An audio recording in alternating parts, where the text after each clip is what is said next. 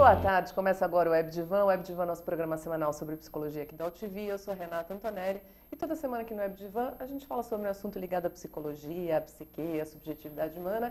Eu e meu querido colega psiquiatra, psicanalista, Edu Martins. Boa tarde, Edu.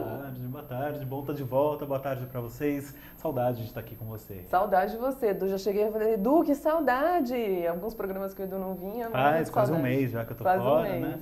Mas hoje tô de volta e tô feliz. Ainda bem que você voltou para o tema que a gente vai falar hoje, para falar do tema que a gente vai falar hoje, que foi um pedido do Adriano Santos, nosso querido. Um beijo para você, Adri Santos, internauta, que pediu para a gente falar sobre suicídio. Então hoje a gente vai no Web Divan falar sobre suicídio. E para falar junto com a gente está com a psiquiatra Alexandrina Meleiro. Boa noite, Ale. Boa tarde, Alexandrina. Boa tarde. Sempre uma vez por dia ou uma vez por programa eu erro? Boa noite, bom dia, boa tarde, porque muitos vão nos ver de novo. É atemporal, né? É atemporal a internet.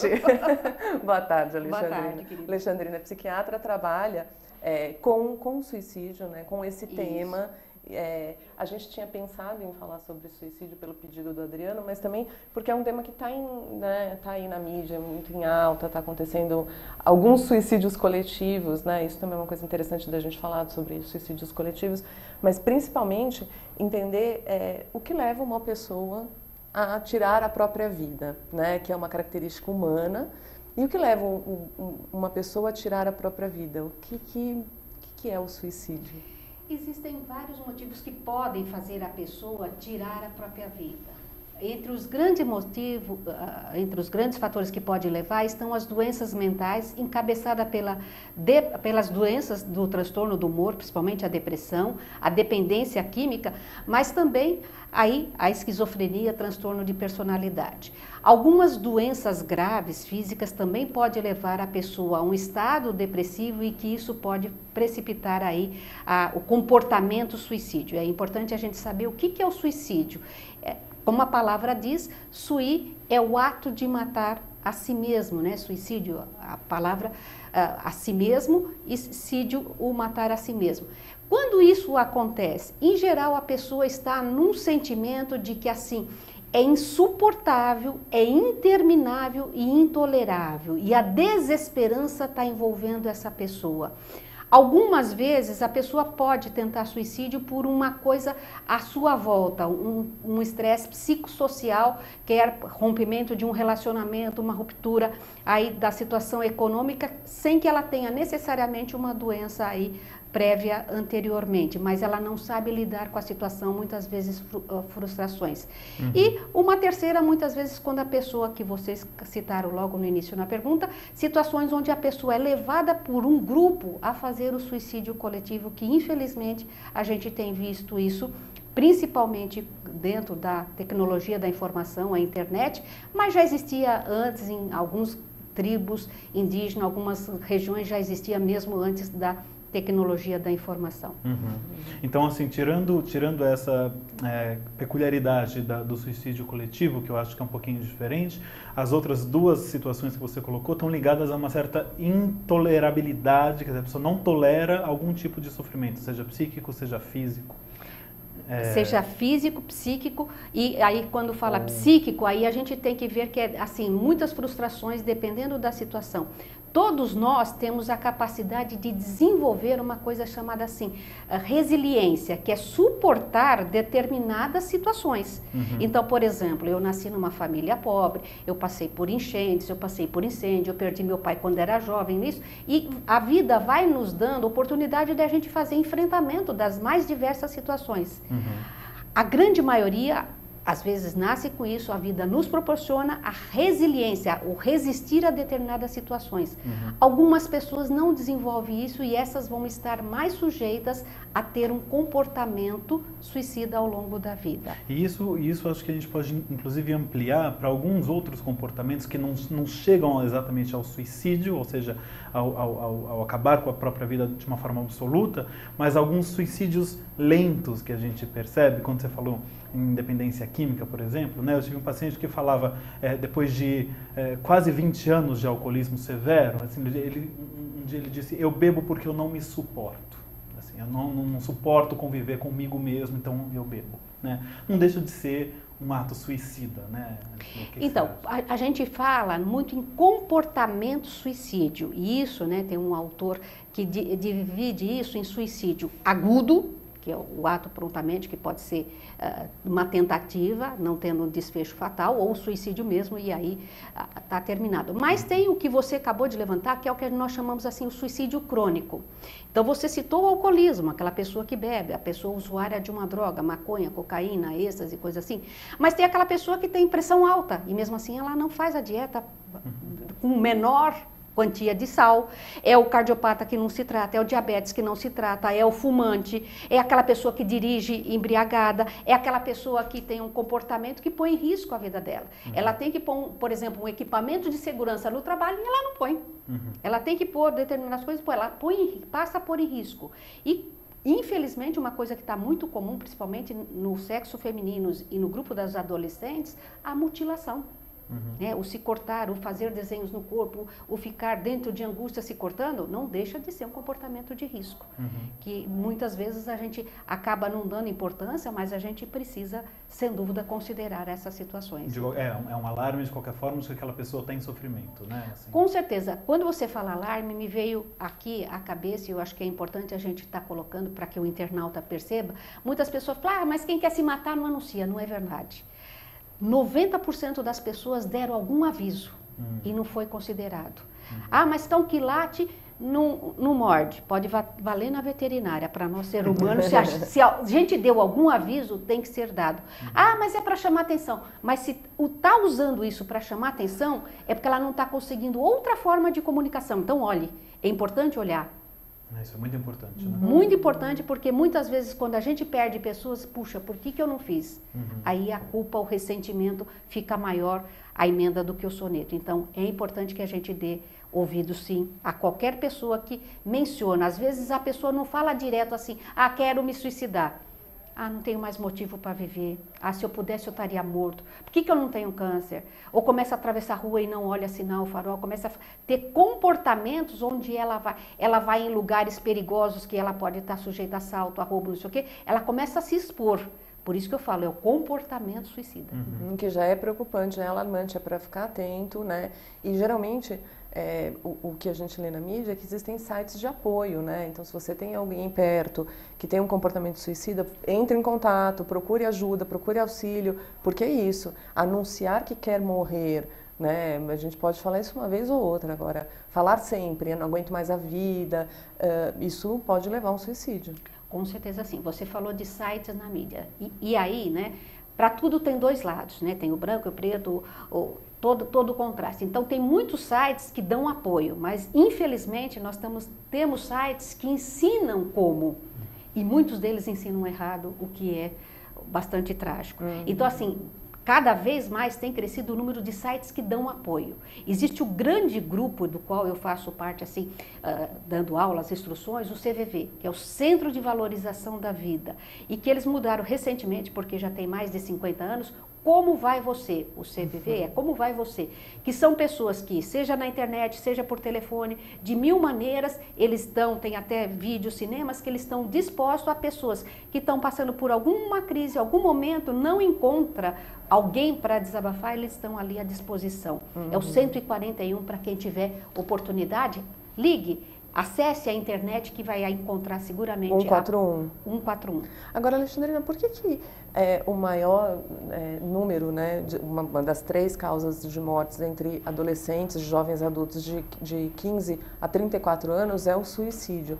Por que ele acontece bastante nessa faixa etária? Então, veja bem, quando nós falávamos suicídio há mais de 3 décadas atrás, o grupo que mais aparecia era o grupo de idosos. Que até hoje é muito forte, uma causa... Sim, não infelizmente não diminuiu. É o grupo que mais preocupa, que mais as pessoas vão para o suicídio. De um tempo para cá, e essas 3 décadas, começou a aumentar e muito num outro grupo, que é o de adolescentes, e principalmente no grupo masculino, embora, infelizmente, também está começando a crescer no grupo feminino, mas o grupo masculino ainda é o que predomina. E por que este aumento, que é o que tanto preocupa a Organização Mundial de Saúde, preocupa nós, pessoas que lidam com o assunto? Por quê? Aumentou o número de lares desfeitos, aumentou o abuso de drogas cada vez mais, que deprime as pessoas, que deixa a pessoa com anedonia, inércia, a síndrome motivacional que dá a cannabis. Tudo isso, a exigência, o estresse, todo este suporte fez com que aumentasse o grupo na população de meninos que têm já uma família desestruturada e comportamentos destrutivos. Interessante que no ano de 2000, 2003, teve diversos trabalhos no Reino Unido, na Austrália, nos Estados Unidos, Canadá, mostrando que o aumento do consumo de antidepressivo nesta população jovem diminuiu o risco de suicídio. E aí mostrou o quê? Que as pessoas tratadas porque estavam com depressão, quer por uso de múltiplas drogas ilícitas, quer por problemas familiares situacionais, elas eram demovidas da ideia de suicídio. E houve estudos que assim, reduziu o uso de antidepressivo, de novo voltou a aumentar. Então não é que a gente vai dizer, antidepressivo na caixa do mundo. Sou contra isso. Não se deve usar antidepressivo, a não ser que de fato a pessoa tenha indicação médica para uso. Mas é importante a gente saber de que é possível ser tratado para que a gente não tenha um desfecho trágico, principalmente nessa população que você me perguntou, tão jovem, que é importantíssimo isso. Que é uma população que naturalmente já tem mais comportamentos de risco, destrutivos, sim, né? Que podem tanto ter comportamentos homicidas quanto suicidas. E por eles terem, é um período onde tem muitas mudanças hormonais e a agressividade aparece. E aparece tanto para agredir pais, né?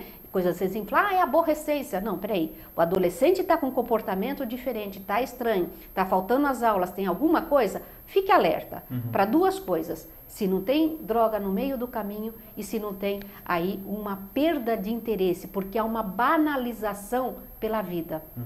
Coisa que décadas, né? Quando eu digo 4, 5 décadas atrás, a vida era muito mais valorizada que nos dias de hoje. Hoje, infelizmente, ela está perdendo aí o seu grande valor, a vida. Quer dizer, então, é um reflexo da desvalorização da vida isso também, né? E de tudo, de maior depressão nos adolescentes hoje em dia, como você disse, quer dizer, isso, e maior uso de drogas também, maior acesso também, né? Eu acho que sem dúvida. Essa rede de comunicação que a gente tem hoje em dia também permite com que a gente possa ter mais acesso a tudo. Tanto a sites que falam como se suicidar, tanto a drogas, tanto, né? E isso aumenta, obviamente. Veja bem, eu vejo assim que as sites como se suicidar não é isso que estimula. A pessoa busca isso para saber como eu termino com a minha vida. Sim, isso já há uma vontade, né? O que na verdade é fator de risco para que a pessoa pense isso é de fato ter um lar desfeito, onde pai para um lado, mãe para o outro, um pai alcoólatra, uma mãe que não valoriza, que não, porque uma das duas partes tem que segurar a criança, né? E eu estava esquecendo, já que eu falo criança, de uma coisa importante para o suicídio, que são dois determinantes para um futuro comportamento suicida: abuso físico e abuso sexual na infância. Isso tanto para homens quanto para mulheres.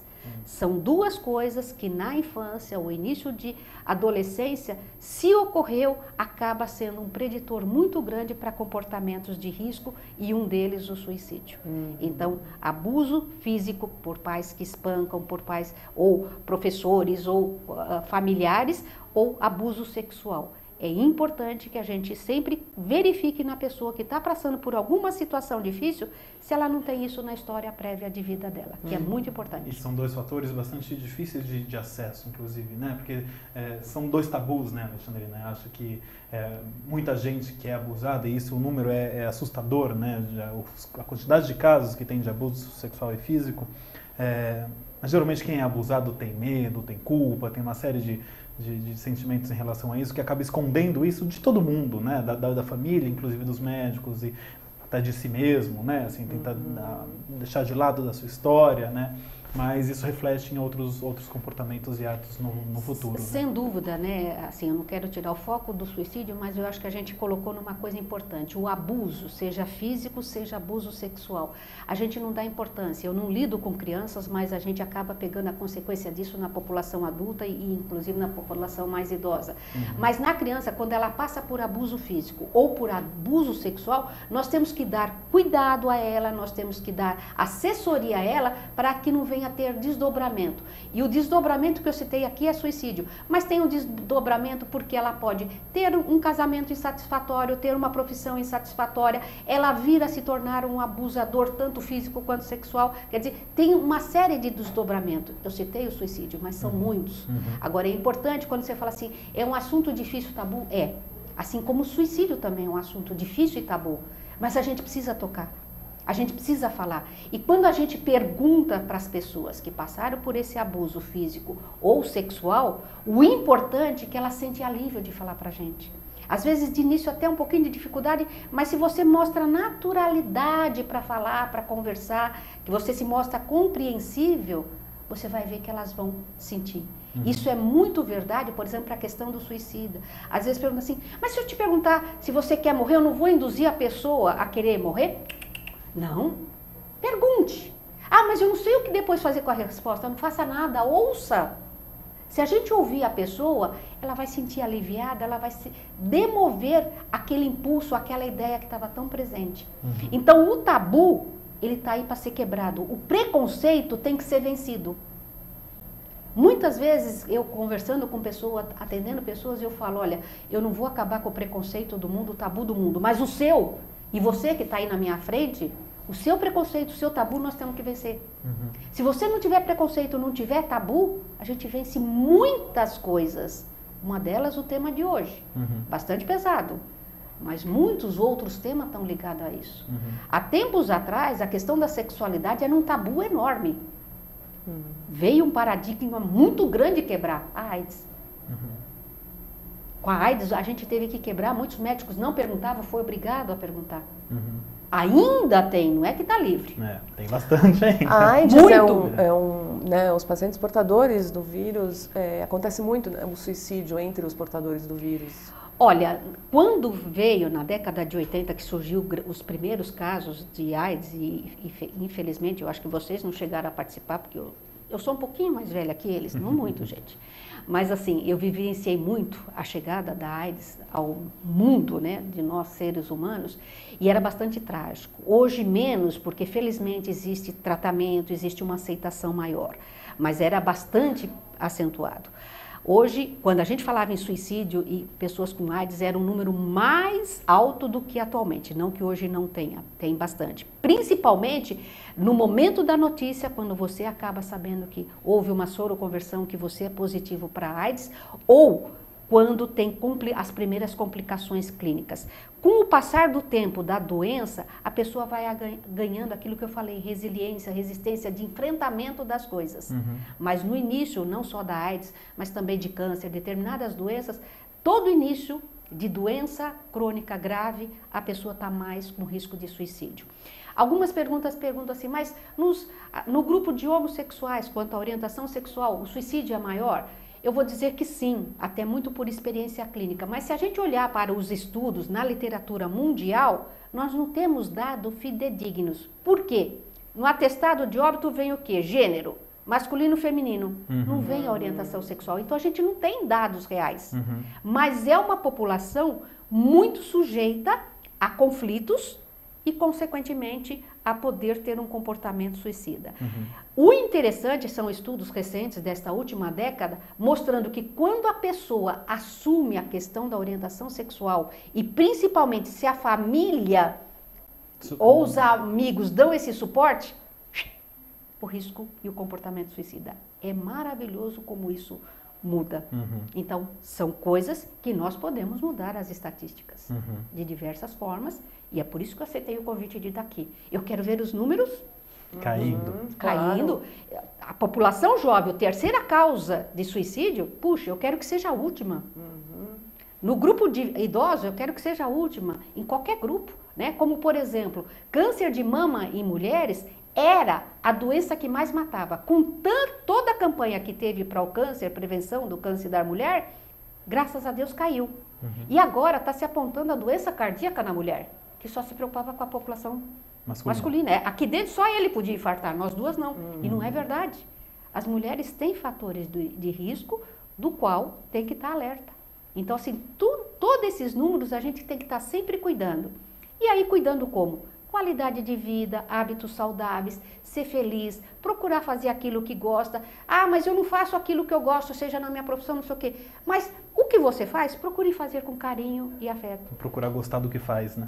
Eu brinco assim com algumas pessoas, olha, o trabalho a gente pode ter 3 relações. Ser workaholic, viciado no trabalho, não é legal. Orca-money, trabalhar só por dinheiro, também não é legal. E orca-love. Bate nesse que esse você vai ter satisfação. O work-love, quer dizer, trabalhar por amor, me traz dinheiro e eu não preciso ficar como maluca trabalhando. E com isso, as pessoas que trabalham por excesso ou têm vício, também são vítimas de suicídio.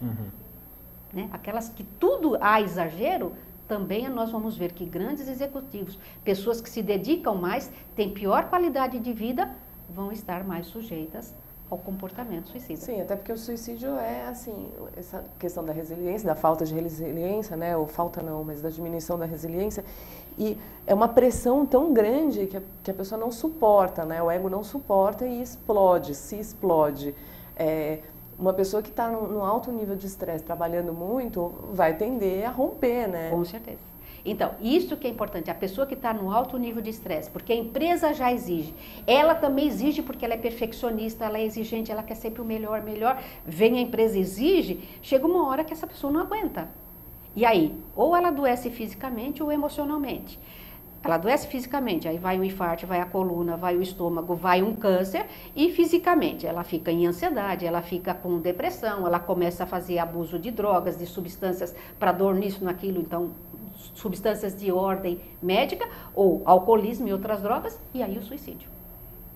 Culmina muitas vezes a pessoa que se demanda muito ao trabalho, muitas vezes acaba tendo um prejuízo muito grande no trabalho e aí pondo em risco a própria vida.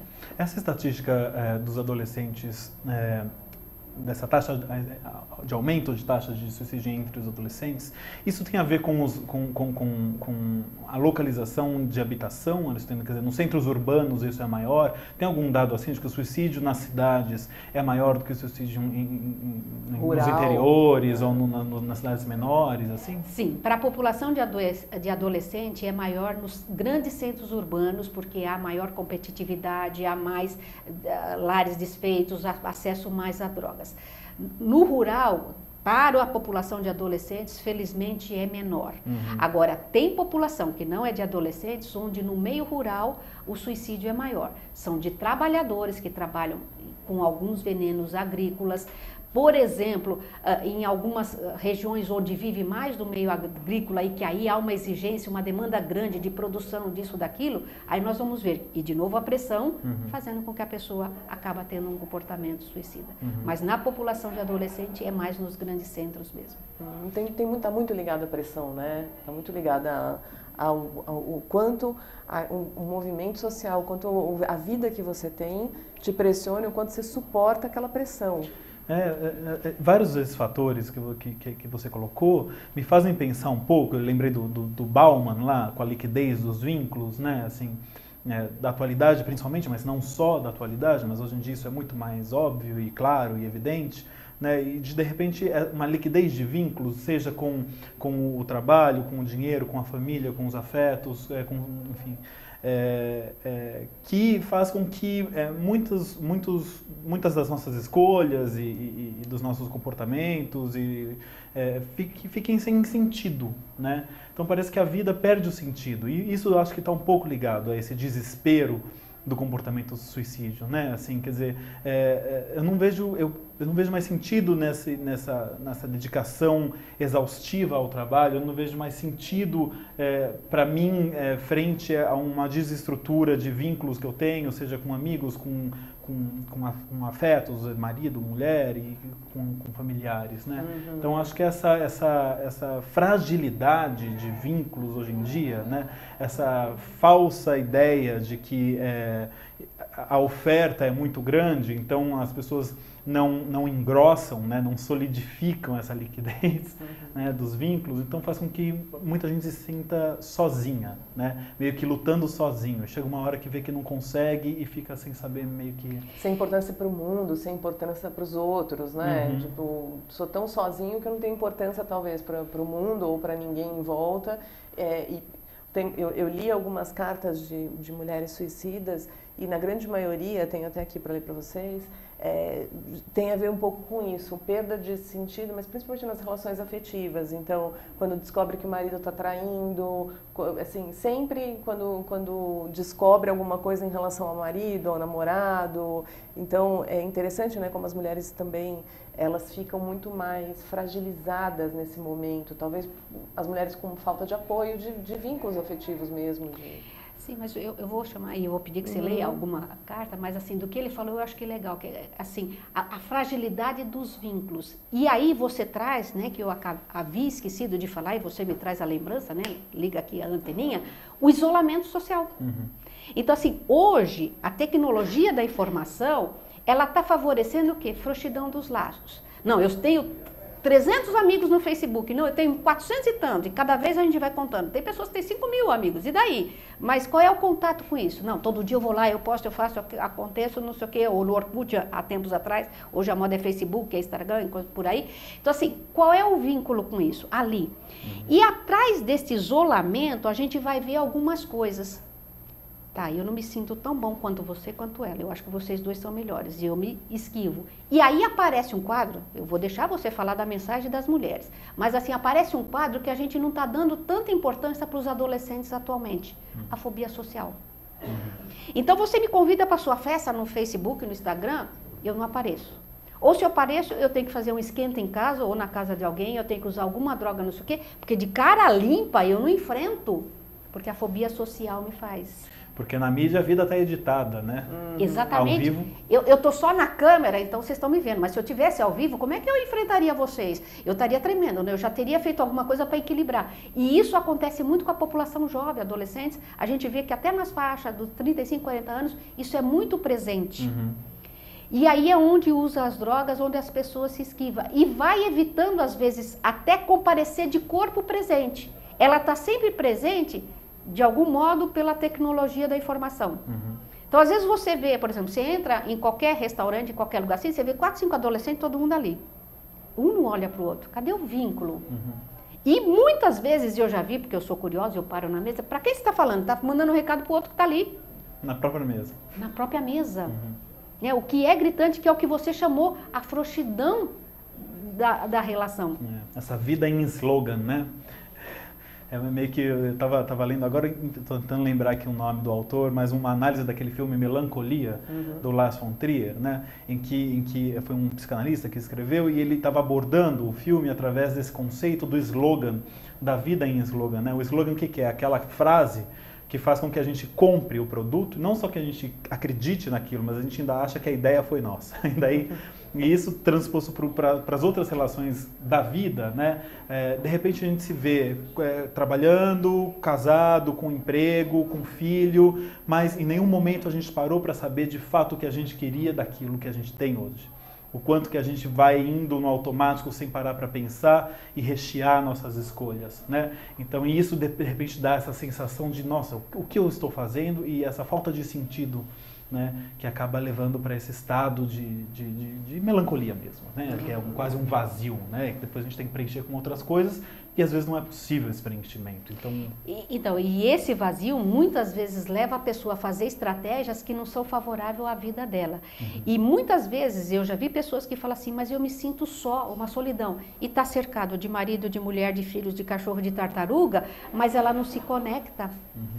É o que o Edu está falando de falta de sentido, né? Isso, e que é importante, né? Quando você fala das mulheres, e eu quero que você leia um trechinho, eu vou chamar a atenção, assim, que é muito comum isso na grande maioria das mulheres, não em todas, mas a mulher, assim, ela tem um sentimento que ela gruda. Então, ela gruda no pai, depois no namorado, no marido, na coisa, tudo tem que ter um sentido. E é um gruda ou desgruda. E nesse desgruda é onde ela põe a vida dela em risco. Porque assim, não, mas esse é o homem da minha vida. Peraí, tem tantos homens.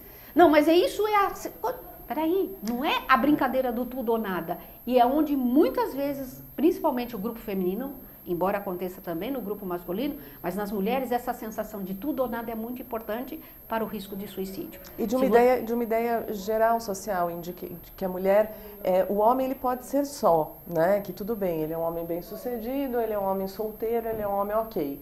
Agora, a mulher, ela é isso, né? Ela começa grudando no pai, muitas mulheres foram criadas para casar, então se perdem um namorado, se perdem um marido, perdem o sentido de vida. Embora muito está mudando, né? Sim, agora sim. Veja bem, as mulheres eram criadas no meu tempo, né? Para trás, eram criadas para casar, gerar filhos. A mulher se profissionalizou. A mulher avançou. E hoje a gente viu até o contrário. Muitas mulheres que não querem constituir família, algumas até fazem filhos de produção independente ou não, e isso. E muitas vezes a gente vê que os homens estão perdidos nisso. E o que a gente vê, por exemplo, mesmo considerando qualquer faixa etária, muitas vezes o homem é assim, não, mas ele precisa de uma mulher. Numa separação, ele precisa logo se apegar a alguém. Muitas vezes a mulher consegue sozinha. É isso que eu ia falar, né? O homem não pode ser solteiro até ter a primeira mulher, né? Porque depois, na separação, na viuvez, as mulheres geralmente aguentam muito mais depois do que os homens, né? Assim, falando numa faixa etária mais nova, ainda tem essa questão da mulher, né? Como assim, não tem um par, não tem um homem nessa faixa etária, numa faixa etária mais jovem. E talvez por isso, né, se desesperem a hora que perde um amor. O Adriano Santos, ele fala, já vi um caso de uma pessoa se suicidar por amor, que é isso que a gente está falando, né, quando as mulheres falam se suicidam. E interessante, né, vou até mudar um pouquinho de assunto, mas dentro do tema, as mulheres, tanto as mulheres quanto os homens, em geral deixam cartas, né, antes de se suicidar. Por quê? Veja bem, a gente chama assim mensagens de despedidas, cartas, recados. E essas cartas, mensagens, ela pode assim ter diversos objetivos, né, do suicida. Às vezes de inocentar, dizer, não mãe, você não tem culpa, pai, você não tem culpa, meu marido, meu filho, não sei o que, não sei o que. Ou ao contrário, até para deixar culpa, até para deixar o pesar, alguma coisa. Mas fato é que o suicida, ele deixa um legado para quem fica muito pesado. Seja para os pais, seja para os filhos, seja para o namorado, para o marido, para a mulher, é muito pesado para quem fica, né? Eu já vi pessoas, né, que perderam parentes por suicídio, né? Fala assim, bom, a dor dele acabou, mas e a nossa? E é muito pesado. Não, é pesado, eu acho, inclusive para quem às vezes não tem relação direta com aquela pessoa. Eu acho que mesmo o pedido, né, quando a gente abriu aqui para as pessoas fazerem pedidos de temas, esse foi o primeiro que veio. Quer dizer, que bom mesmo, né? Porque é um assunto que assombra e que gera um mal-estar do tipo, por que aquela pessoa, de repente você vê uma pessoa jovem, saudável, né, que tem aí a vida pela frente, talentosa e que se mata, né?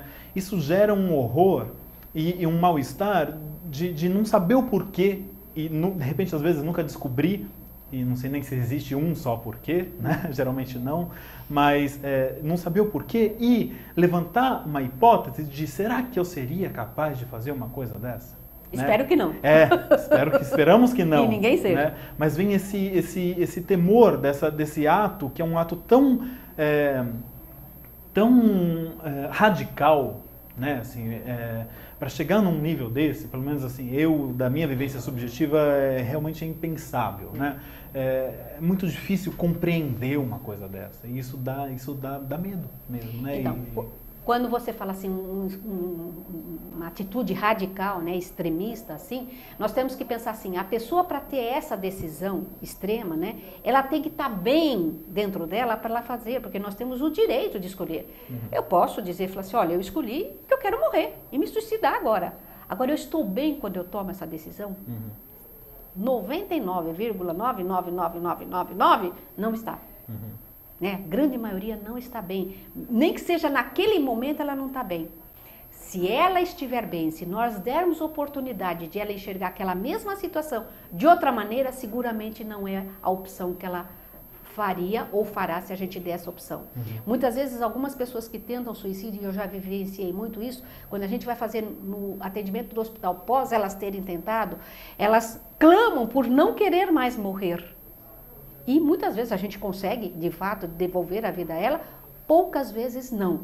E aí é trágico, porque muitas vezes a gente não tem como, mas a grande maioria se arrepende. Claro que tem um pequeno grupo que às vezes pratica o término da sua vida por uma tentativa, não consegue aí terminar e muitas vezes fala, nem para morrer eu presto. Essa está precisando de muita ajuda, porque ela está muito deprimida, inclusive ela está achando que ela não tem competência para aquilo. A gente trata, todos eles depois agradecem a gente muito, porque naquele momento elas estavam aí com uma emoção onde elas vêm por um tubinho onde não tem saída. E se a gente trata, o mundo fica diferente. E isso é que é gostoso. Eu trabalho há mais de 32 anos com esse tema. É uma maravilha, né? Claro que ao longo da carreira perdi, graças a Deus, pouquíssimas pessoas, mas é extremamente gratificante quando você consegue tirar a pessoa daquele estado. Tem pessoas que até hoje me dão presente de Natal, não sei o quê, Dia dos Médicos, não sei o quê, que já nem sei mais onde estão, quer dizer, não sei onde estão, pode dizer, nem estão mais comigo, mas assim, sei que a vida deslanchou e muito bem, mas que são gratas porque no momento que mais precisaram, tiveram ajuda. E isso é que é importante. Estenda a mão. Se você tem um amigo, estenda a mão. Se você está assim, procure uma mão e procure alguém. Eu tive um grande amigo que teve uma tentativa de suicídio, usuário de drogas, não conseguia, né? Então foi ao longo da vida tentando se libertar, se tratar, mas não conseguia. E por fim, com 33 anos, ele teve a primeira tentativa, não conseguiu, né? Parecia que estava bem, a gente tentou internação, tentou vários tipos de ajuda, mas ele não tinha o apoio familiar necessário para isso, o acolhimento familiar necessário para isso. Aí na segunda tentativa ele conseguiu. Inclusive, dizem não, né? As estatísticas mostram que os homens geralmente atingem o objetivo, conseguem se suicidar mais do que as mulheres, porque geralmente usam de atos mais violentos, como armas, facas, né? Não diz! Não pode dizer? Não, é tabu? Não é tabu, é porque a gente não deve ensinar como. Sim. Sim. Né? Então veja bem assim, infelizmente os homens na proporção de 3 para 1 mulher se suicidam, né? Conseguem sucesso, enquanto as mulheres elas tentam mais suicídio na proporção inversa, de 3 para 1. Agora, o sucesso, claro que está ligado ao método, ao meio, não sei o quê. E eu nunca gosto de falar, principalmente assim, eu gosto de falar como se proteger, procura ajuda, não sei o quê, e não quais os métodos mais letais. E, de fato, a população masculina acaba usando métodos de mais letalidade, por isso, mais agressivos, e aí o sucesso. Não é que as mulheres não querem morrer. Por exemplo, né, algumas populações, a cifra nas mulheres muda. Se nós pegarmos na China, lá há uma inversão brutal. As mulheres se suicidam mais do que os homens, por causa da cultura e do método que elas usam. Se nós pegarmos a profissão nossa de médicos, as médicas se suicidam na mesma proporção que os médicos. Na população geral, eu acabei de dizer que é 3 para 1. As médicas, infelizmente, empatam. Sabem os métodos. Então, quer dizer que as mulheres médicas se matam 6 vezes mais do que a população geral. Porque 3 vezes mais tentam e tem sucesso na mesma proporção. O que é preocupante. Então, quando a gente fala números, né, é importante, mas quando a gente fala de um indivíduo, tudo muda. Mulheres se suicidam menos, mas tem mulheres que se matam. Você mesmo falou de uma carta suicida que eu estou curiosa, não sei. Várias, né? Tem um exemplo de várias cartas, assim, e me chama atenção por isso, como o Adriano falou, de cartas que parecem cartas de amor, né? Ou de suicídios por amor, mas enfim, a gente sabe que não é por amor que a pessoa se suicida, né? Uma mulher, 22 anos, não vou falar então como, né? Não, eu peço que não. Ela deixou uma carta que era a seguinte: Carlos, eu precisava tanto falar contigo, pena, você não deixou. Vou morrer te amando, eu te amo loucamente. Tudo que eu fiz de errado foi uma necessidade de estar com você outra vez. Você não quis me ouvir, agora será impossível me ouvir outra vez. Eu te amo. Só tomei essa iniciativa foi simplesmente pelo fato de saber que nunca mais o terei de volta. Por mim, peço desculpas à minha mãe, diga a ela que eu a amo muito, também, porém, não encontrarei mais nenhuma exigência para mim. Eu te amo, tudo que eu fiz foi porque te amava demais. Tentei explicar isso à minha mãe. Não se preocupe, será impossível te ligar outra vez. Eu, Márcia, dou meus olhos, meus cabelos, meu sangue para quem precisar. Juro estar dizendo a verdade perante a todos e a Deus. Sem ele, não quero mais viver. O que você sentiria se você recebesse essa carta? Então, quando eu li essa carta, eu pensei em várias coisas, assim, né? Ela é uma carta para deixar ele bem culpado mesmo da morte dela, para deixar então, assim, o Carlos aí é que bem tá. culpado. Ela faz uma declaração de amor, mas na verdade ela se vinga deixando culpa, né? Há um sentimento de raiva que ela deixa muito documentado. E isso é que pesa para quem fica. Né? Muitas vezes nós como profissionais da área de saúde, nós temos que pensar em quem fica, o peso que é isso. Né? E até hoje, de todas as trilhões de cartas que eu li, eu não vi nenhuma dizendo, de fato, não, essa não queria deixar culpa para ninguém. Acaba deixando culpa, acaba deixando raiva, acaba despertando sentimentos muito negativos e que muitas vezes isso acaba sendo uma marca indelével nas pessoas que ficaram. Então é importante que a gente tem que pensar, ela queria se vingar, ela queria deixar culpa, ela queria deixar e acaba deixando. E numa posição de vítima, né? Eu sempre que eu leio as cartas, eu percebo isso. As pessoas que deixam a carta se colocam numa posição de vítima da vida e das situações, né? Dos relacionamentos ou de qualquer coisa, e sempre culpam alguma coisa ou alguém, né? Mas é interessante a necessidade de explicar. Porque como não vai mais, como diz na carta, né? Você não vai mais me ouvir, então eu preciso que você me ouça, já que você não pode me ouvir. Aí é que é o engano, não vai mais me ouvir, não. Essa pessoa vai ficar ouvindo eternamente o eco do que ela escreveu. Né? E aí é que eu digo a perversidade do suicida na hora que ele deixa a mensagem. Na hora que ele deixa a mensagem, conforme o lugar onde ele escolhe para acabar com a vida dele, o meio que ele escolhe, a situação. Muitas vezes na frente de filho, na frente de chefe, na frente disso, daquilo. Quer dizer, tem todo um contexto onde ele está passando uma comunicação. E isso fica a marca. Com o meu amigo, como eu contei para vocês, ele se suicidou no Dia das Mães. Ele tinha uma relação muito complicada com a mãe, se suicidou no Dia das Mães. E aí a gente fala, né, quando a gente estuda suicídio, quando a gente menciona, a gente fala muito assim, a data comemorativa. Então tem determinadas datas onde, por exemplo, o número de suicida aumenta.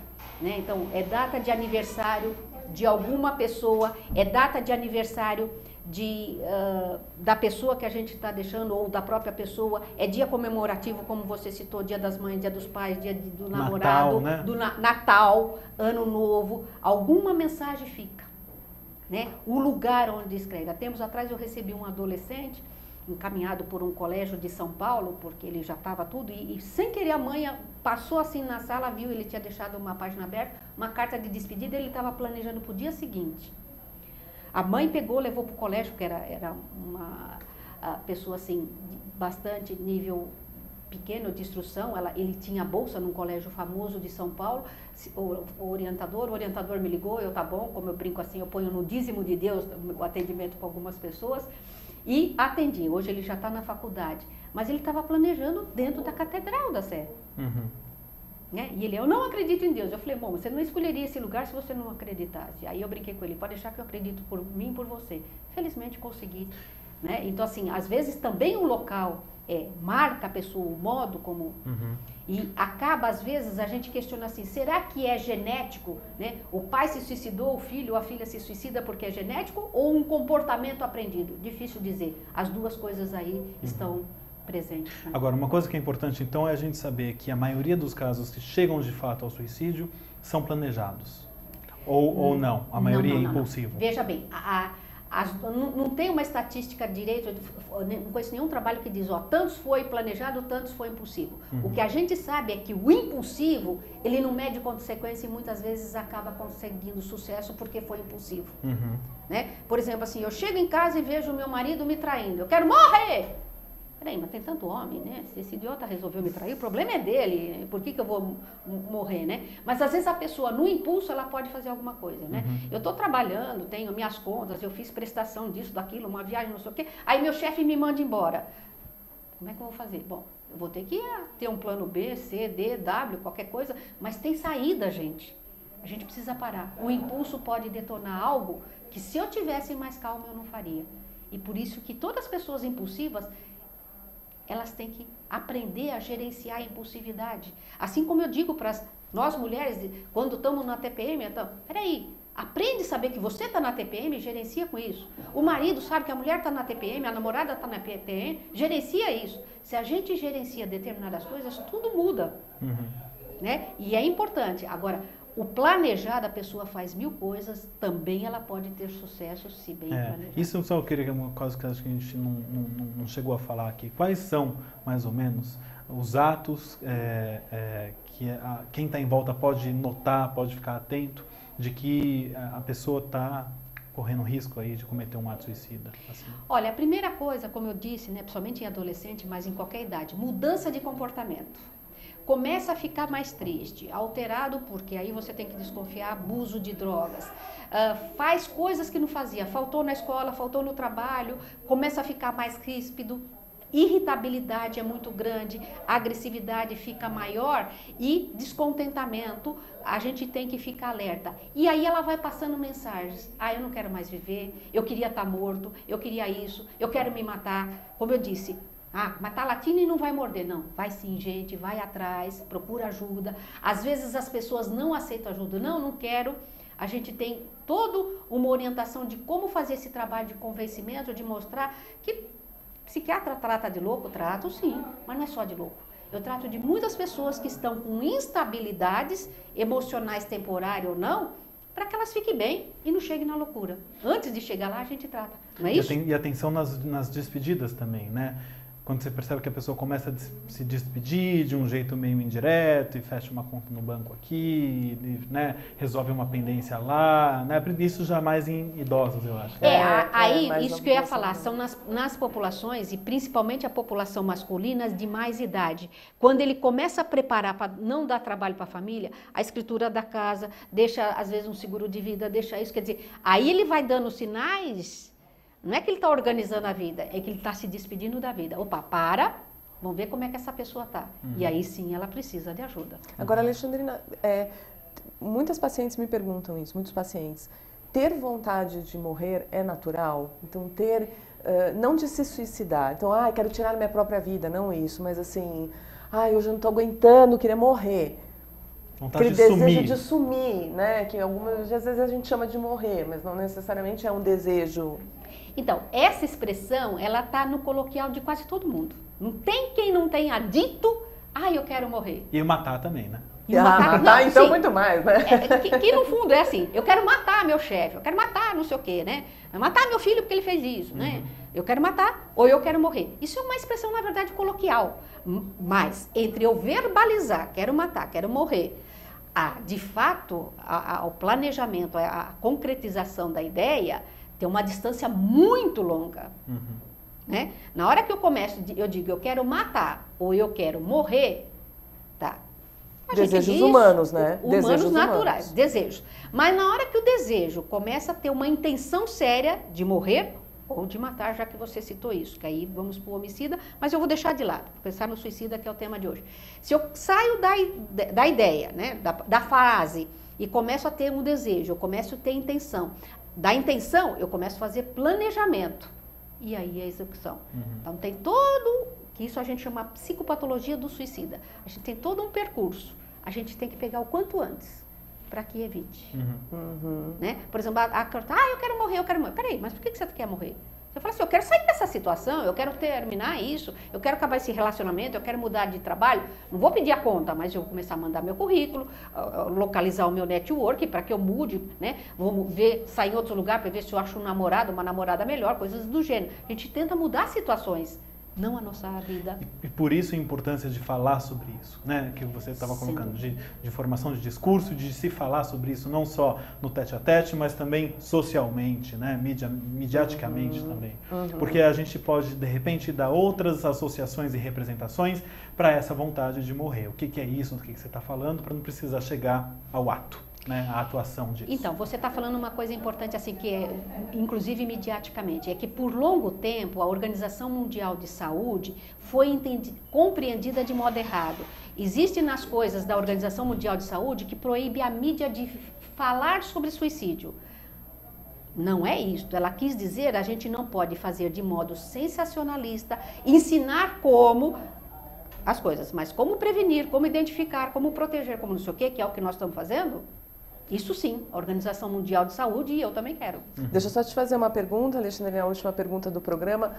Nick, meu amor, um beijo para você. Ele fala o seguinte: perdi uma amiga muito querida em 2008, jamais imaginei que ela cometeria suicídio. Somente depois de sua morte percebi os sinais. Podemos generalizar e dizer que todo suicida apresenta sinais que irá se consumar o fato? Já respondemos que sim. Sim, né? Infelizmente sim. Muitas vezes a gente só identifica quando a gente perde. Exatamente. Por isso que é importante a gente saber prestar atenção antes nas mudanças de comportamentos, nas dicas, nos sinais, como a gente verbalizou durante todo o nosso programa. Essa foi a segunda pergunta dele. Em caso de suspeita de que a pessoa irá cometer suicídio, como interceder sem piorar a situação? Perguntando, você está falando isso porque você está pensando em terminar, o que está ruim, o que não está?